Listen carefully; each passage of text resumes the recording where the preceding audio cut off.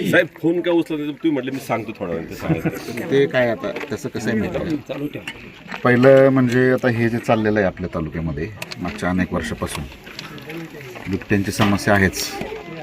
आणि का आहे आता हे सगळं सांगायची गरज नाही तुम्हाला. बिबटे खूप वाढलेले आहेत. 2000 पासून 2025 आहे, आता 25 वर्षात बिबट्यांची संख्या खूप मोठ्या प्रमाणात झालेली आहे. आणि मागच्या 5 वर्षात तर त्याच्यात अनेक पटींनी वाढ झाली.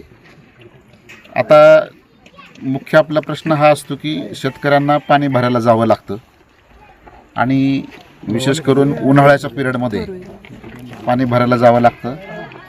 त्यावेळेस आपल्याकडं ऊसाची पाणी येणार बरं आहे ना, मित्राला पाणी द्यायचं. मित्राला पाणी देऊ दे आमचं. नुसतं शुभ सकाळ शुभ जय शिवराय असते सकाळी.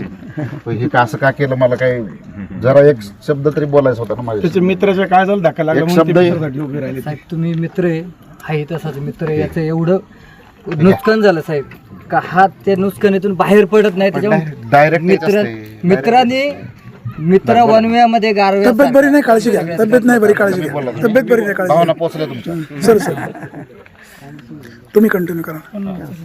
तर याच्यामध्ये असं आहे की आता मला पहिल्यांदा शेतकऱ्यांचे जे प्रश्न आहेत त्याच्यावर बोलायचं आहे. कारण आता काय व्हायला लागले, मागच्या काही काळापासून थोडंसं आंदोलनाला जास्त हवा दिली चालली आहे.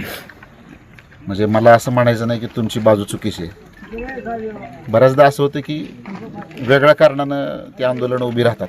हे आंदोलन तसं निश्चित नव्हतं, पण ती वेगळ्या कारणानं जी आंदोलनं उभी राहतात त्यामुळं काय होतं की मग आमचा वेळ विनाकारण त्याच्यामध्ये जातो. आता शेतकऱ्यांना जी वेळ देण्याची गरज आहे, मगाशी एक उदाहरण सांगितलं उमेश देवकर वडगावांचे, त्यांच्या ऊसामध्ये मादे आणि पिल्लं आहेत.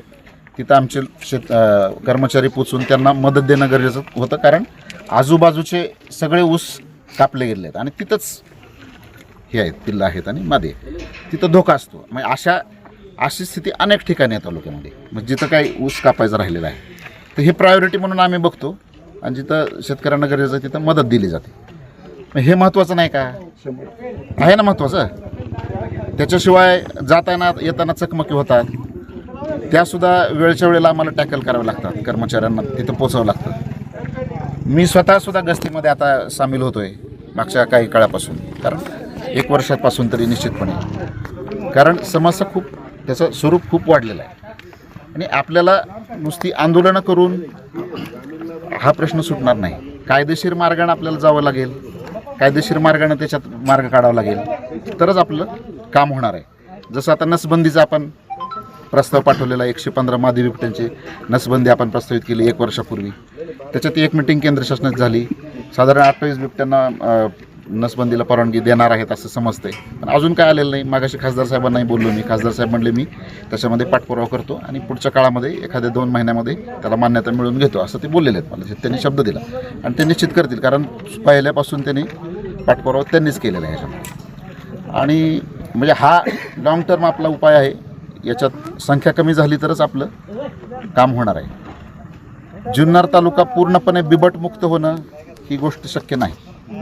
संख्या कमी होणार आहे, कारण 25 वर्षात हे सगळं वाढत गेलेलं आहे. म्हणजे सगळ्याला विनंती हीच आहे की जे शेतकऱ्यांचे खरे प्रश्न आहेत, जिथं आता तुम्ही मगाशी एक सांगितलं की बाबा नुकसान भरपाईचं, मी सांगतोय 25 वर्षामध्ये पशुधनाची 20,073 प्रकरणं झाली आपल्याकडे पशुधन हल्ल्याची. त्याच्यामध्ये 25,834 एवढं पशुधन मृत्यू झालं. आणि त्याच्यामध्ये मदत किती दिली शासनानं माहिती आहे का तुम्हाला? 19 कोटी 86 लाख, जवळपास 20 कोटी एवढी मदत दिलेली आहे.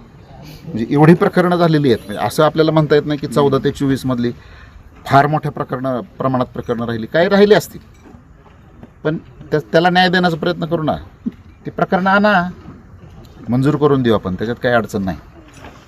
जे शासनाने नियम घालून दिलेले आहेत, पंचनामे वगैरे, ते बघावे लागतात, कारण खालच्या कर्मचाऱ्यांना त्यांचं नोकरीचं कर्तव्य म्हणून ते बघणं भाग असतं. त्याच्यात तुम्ही असं म्हणू शकत नाही की काहीतरी वेगळे नियम लावले कर्मचाऱ्यांनी, विनाकारण टाळाटाळ केली. जर तसं होत असेल तर मला सांगा, एखाद्या प्रकरणामध्ये कोणी काही वेगळे काही भूमिका घेत असेल तसंही सांगा, त्याच्यात आपण मार्ग काढू आणि वेळप्रसंगी कारवाईसुद्धा करेन.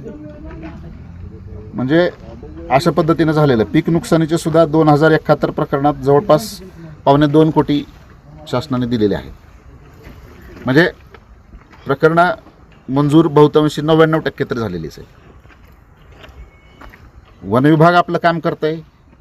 जुन्नर तालुक्यातली जनता सहनशील आहे, कारण एवढ्या मोठ्या समस्येचा एकच तालुका आहे महाराष्ट्रातला, इतक्या मोठ्या प्रमाणात बिबटे आहेत. आणि दोघांच्या वन विभाग आणि प्रशासन आणि जनता यांच्या एकत्रित प्रयत्नातूनच आत्तापर्यंत वाटचाल चालू आहे. पुढचा जो काही लढा आहे, लढाच म्हणेन मी त्याला, कारण माणसाचं जीवन धोक्यात आलेलं आहे आणि रोज जीव मुठीत घेऊन जगावं लागतं. परंतु माझी विनंती हीच आहे की योग्य मार्गाने करायचं ते करा. तुम्ही अशा वेगवेगळ्या कायदेशीर आयुधांचा वापर करा, अशा पद्धतीनं करू नका, अशी तुम्हाला विनंती आहे. आणि जी काय आंदोलनं करायची ती तुमचा अधिकार निश्चितपणे आहे, कारण राज्यघटनेने दिलेला आहे तुम्हाला.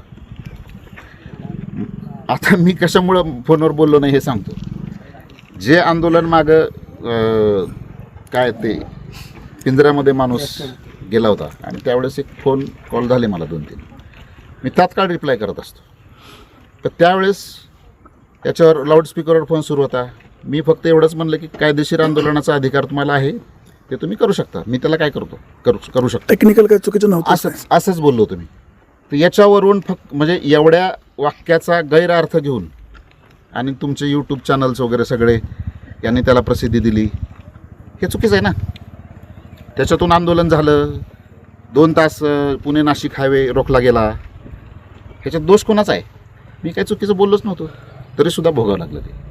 आणि पुन्हा आपल्या वाक्याचा बोलण्याचा काही गैरअर्थ काढू नये कोणी, म्हणून मी फोनवर रिप्लाय केला नाही. सत्यशील दादांशी मी संपर्कात होतो. त्यांना म्हणलं की आपण जाऊ. त्यांचा फोन आला मला. ते म्हटले की साहेब तुम्ही गेल्याशिवाय काय आंदोलन थांबणार नाही. म्हटलं ठीक आहे, आपण जर येत असाल तर आपण दोघं जाऊ. ते म्हटले जाऊ आपण. लगेच मी त्यांच्या घरी गेलो आणि त्यांना घेऊन आलो. तुमचं अभिनंदन. तुम्हाला रजत पुरस्कार मिळाल्याबद्दल सगळ्यांच्या वतीनं अभिनंदन. खूप खूप शुभेच्छा. तो पुरस्कार जुन्नरचा नाही, बीडमधल्या कामाचा आहे. ठीक आहे, पण हरकत नाही. कुठलाही असो, तो तालुक्यात आल्यावर मिळाला. सातपुते साहेबांनी त्रागा माझा झाला मग. सॉरी. त्याचं कारण असं होतं की मला ॲक्च्युली कामाचा ताण एवढा आहे आणि मला खरे प्रश्न शेतकऱ्यांचे सोडवायचे असतात.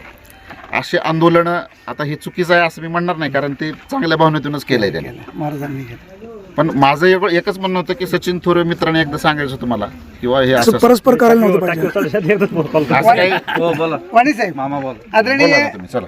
सातपुते साहेबांनी जुन्नर तालुक्यात आतापर्यंत झालेली संपूर्ण आंदोलनं, उपोषणं, पण पहिल्यांदाच ह्या उपोषणाला भेट दिली, त्याबद्दल मी सातपुते साहेबांचे धन्यवाद मानतो.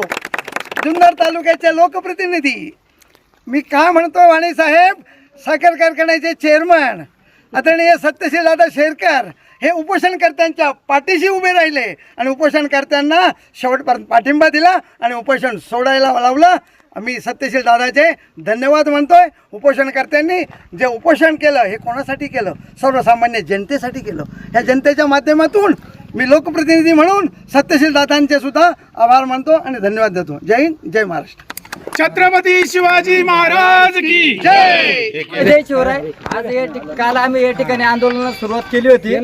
आज या ठिकाणी येऊन विघ्न सहकारी साखर कारखान्याचे आदरणीय सत्यशीलदादा शेरकर असतील आणि आता खरोखर ज्यांनी खरं तर मला माहीतच नव्हतं का माझा मित्र एवढा मोठा आहे आणि त्यांचा मित्र एवढा बारीक आहे.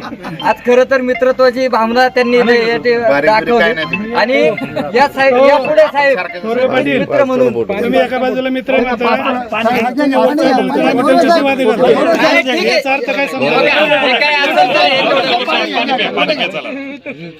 लेबर आम्ही वाईट व्हायचं मित्र